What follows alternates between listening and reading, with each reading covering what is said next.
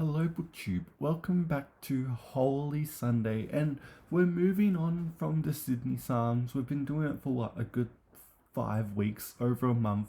Let's freshen up a bit, and I'm gonna be reading you some George Herbert. I've read him before, but it's been a while, and so I went through and chose two favorites of mine.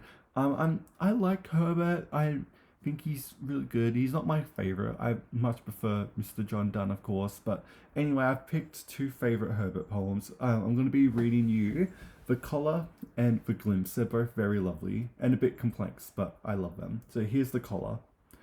I struck the board and cried, no more. I will aboard. What? Shall I ever sigh and pine?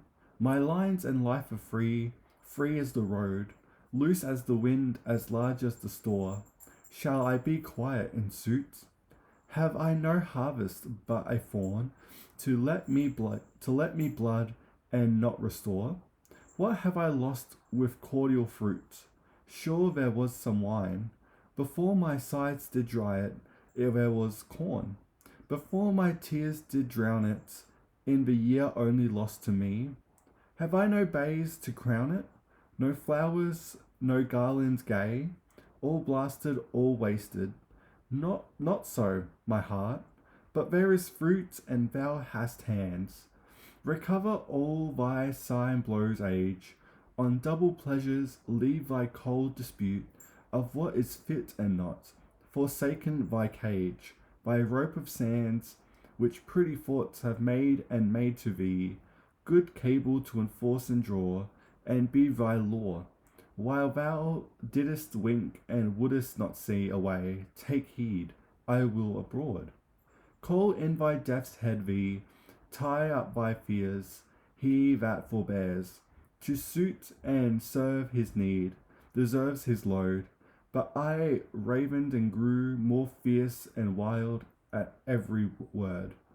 Methought I heard one calling, child, and I replied, my lord.